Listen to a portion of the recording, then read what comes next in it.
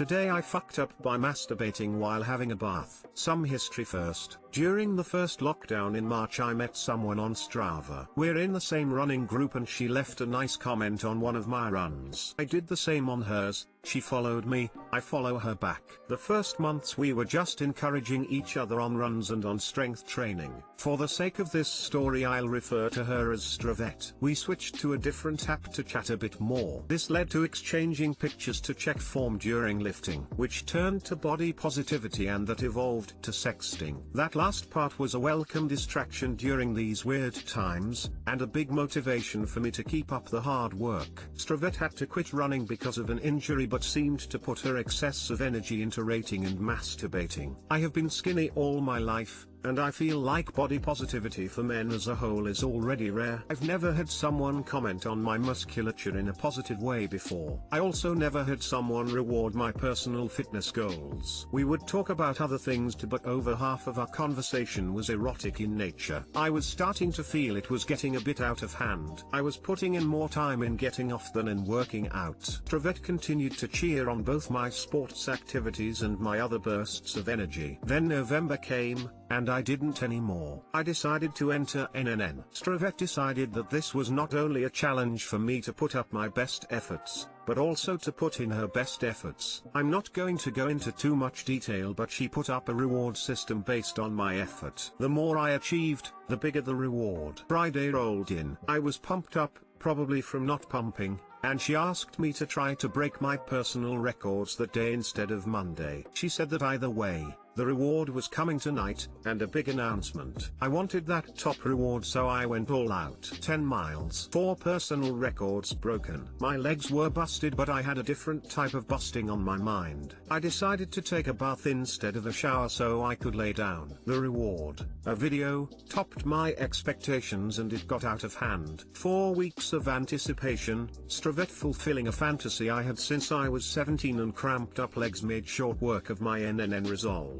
And that's where the fuck-uppery began. Hot water and jizz form a unique combination. I guess that joke is not too far from the truth. What's the strongest glue known to man? Sperm. Have you ever seen a child fall apart? Combined with hairy legs, this makes for something I can only describe as Satan's idea of a wax job. I may have woken up an ancient demon with the curses I uttered the first time I janked on this devilish tallow set onto my body. I rushed to stand up away from this concoction. It may have been the 4 PRs in my legs or the 4 weeks of tension I had unloaded, but I wobbled and smashed my shin against the faucet. So that added a considerable amount of blood to the already unholy mix in my tub. I had to take a cold shower to rid it all, which caused my recently emptied balls to excruciatingly contract. But the worst cold shower was yet to come. Stravet had been typing a wall of text while I was wrestling with the aftermath of my transgression. The big announcement: Stravet is starting an OnlyFans. Never do something you're good at for free and the like. She says I can join,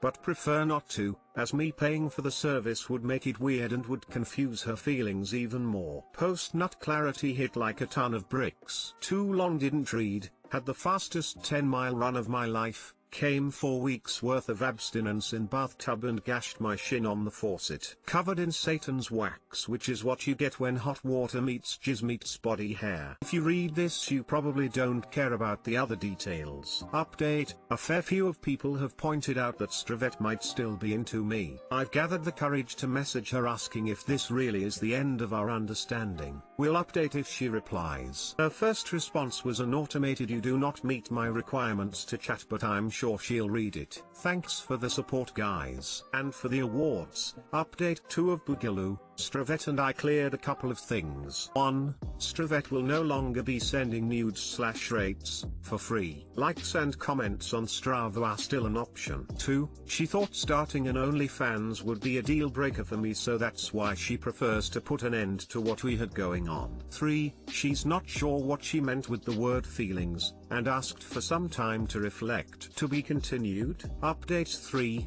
Stravet and I are going to call tomorrow to talk things through. She's hinted at not getting my hopes up, so don't hold your breath for a happy ending. Thanks again to anyone following this. Update 3. Stravet and I are going to call tomorrow to talk things through. She's hinted at not getting my hopes up, so don't hold your breath for a happy ending. Thanks again to anyone following this. Update 4. For the record, I read the whole thing and the too long didn't read, probably because getting a summary of what I've already read satisfies me in ways that only a man in a bathtub swimming in his own jizz water can understand. We're swimming in the same waters on that one.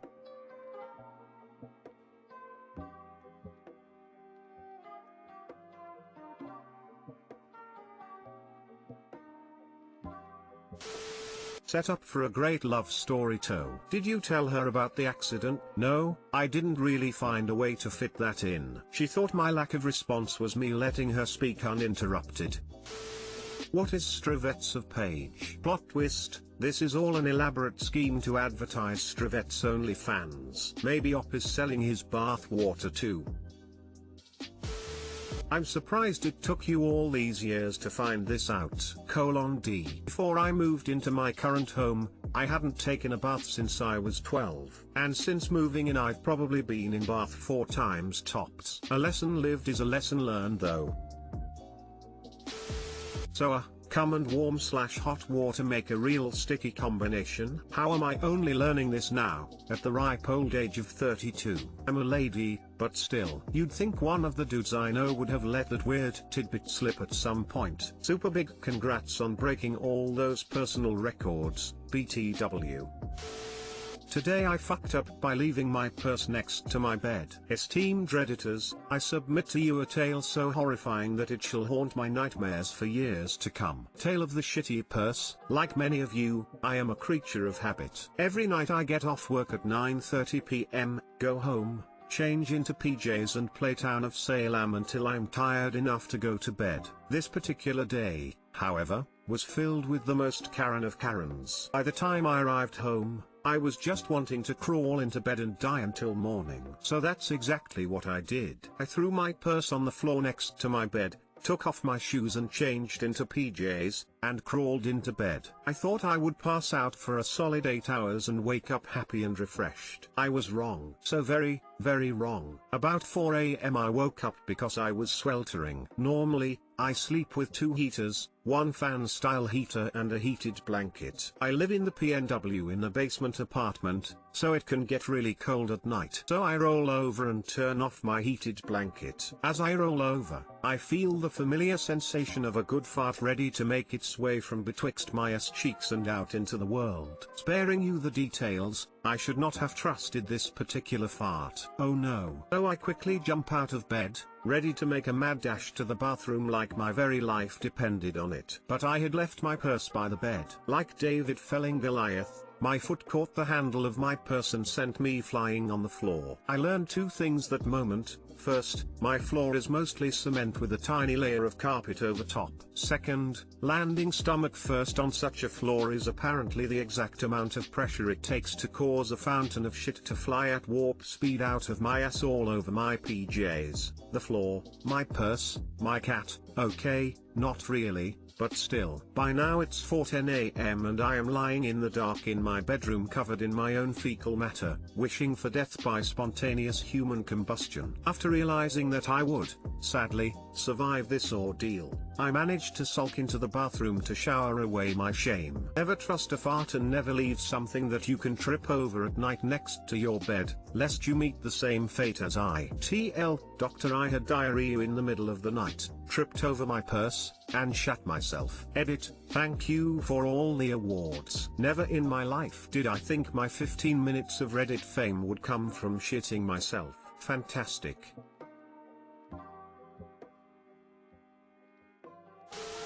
Damn, PJs were probably a game saver. Always wear your enchanted armor when resting. Imagine if you died and your landlord found you that way. No. I just got home from work and am in bed in my PJs. I literally just reached over to move my discarded work uniform off the floor in front of my bed and over to the other side after reading this. Happy cat face, happy cat face, happy cat face, happy cat face, happy cat face. Thank you for sharing! Exclamation mark. I am glad my misfortune, and the subsequent burning of my favorite PJs, prevented another potential shitstorm. Thoughts and prayers. 1 like equals 1 amen.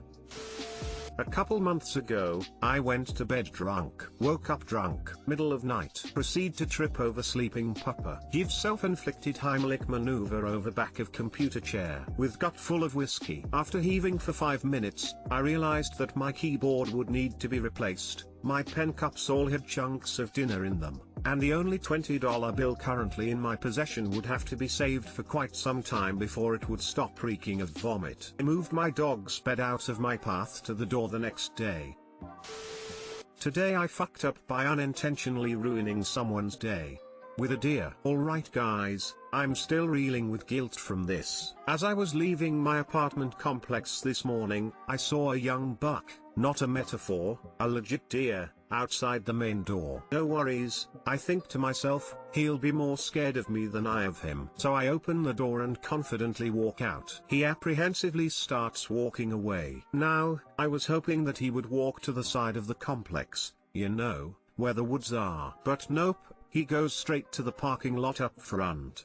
Right by my car. Well, great. I'm running late already and I need to get going. So I walk toward my car. It's at this point that he starts to nervously look back at me and get skittish. I can sense the tension rising and feel a moment coming. And the second I got to my car, well, he lost it. Panic mode must have kicked in and flight won the inner battle of his fight or flight instinct. So he full on sprints away. Right into the street. As soon as he starts running, I hear an incoming car, and, sure enough, the timing could not have been more tragically perfect. A minivan struck the buck at full speed, fortunately at a suburban 35 miles per hour, causing the buck to, and this is not an exaggeration, pinwheel 12 feet in the air, fall on a field, and run away. The real FU cackled. It was the funniest thing I have seen in a long time. The spindly legs, the sound, the perfection of the worst luck possible, it was just too much. And then I immediately think of that poor minivan driver. I definitely, 100% ruined that poor person's day. The van pulled over and stayed there for about 30 seconds and then drove off. And I hope they didn't see me or realize what happened. I hurriedly packed up my car and drove the opposite way. And that's how I completely unintentionally ruined someone's day. Too long didn't read, I scared a deer that ran straight into the street and was clipped by a minivan and I laughed. Whoops. Seems a bit harsh to blame yourself for where an animal ran when you unintentionally startled it. It's not like you herded it into traffic on purpose. I think the guilt I feel is that I laughed at the misfortune of it all, knowing that if it had been my car that he'd crashed into, I'd be kind of pissed. I appreciate you casting the blame away from me though. I bagged a buck once and when we got it to the butcher he came running out to stop us from leaving. Turns out the deer had gangrene, probably from a car accident. The deer was going to have to be destroyed and he was a little miffed because he had to shut down and clean an entire section of his shop now. It looked shamrock shake pooling on the ground from its neck. Honestly though, you are only responsible for that buck getting ragdolled in the same way the butterfly is responsible for the hurricane. Man, it really took me a second to realize you meant the butcher came running out, not the deer. Oh dear. Think the deer's day was worse. Dear diary, today I got yeeted 12 feet into the air, but I survived long enough to die in embarrassment in the woods since the dude that scared me off was laughing at me. See you on the other side. /deer.